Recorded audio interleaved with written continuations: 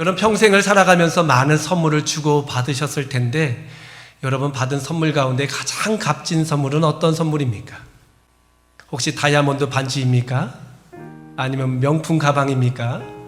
아니면 백년 묵은 산삼을 선물로 받아보신 분이 계십니까? 세상 가운데는요, 이 귀한 선물들이 사실 질비해 있습니다. 문제는 뭐냐면 그 선물을 살 수 있는 능력이 나에게 없다는 것이지요. 만약에 내가 돈만 있다면, 능력만 있다면 세상에서 가장 값진 선물을 사서 또 남편에게, 아내에게, 부모에게, 자녀에게, 또 형제들에게, 친구에게 주지 않겠습니까?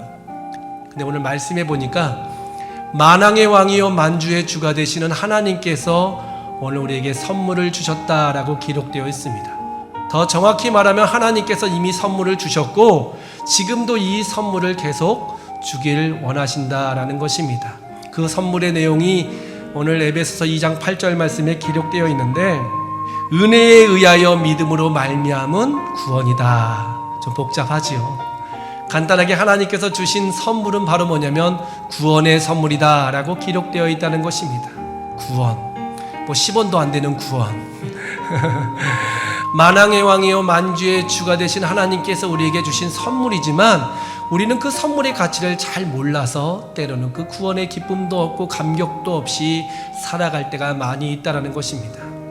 신앙의 초신자들, 세상 가운데 푹 빠져 사는 사람들은 구원의 기쁨이 무엇인지 잘 알지도 못하고 관심도 없다라는 것입니다.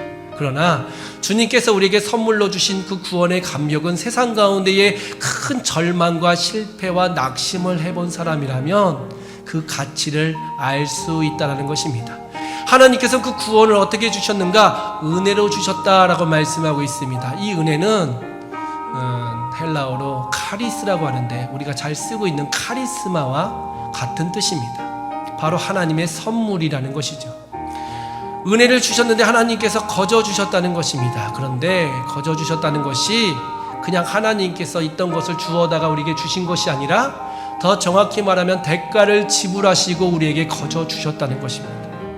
하나님께서 구원을 주실 때에 하나님이 그 값을 다 치러주셨다는 것입니다. 당신의 독생 성자 예수 그리스도를 이 땅에 보내시고 십자가에 매달리게 하셔서 물과 피를 다 쏟으시면서 고통 가운데서 죽게 해야지만이 줄 수 있는 선물이 바로 구원의 선물이었다는 것입니다.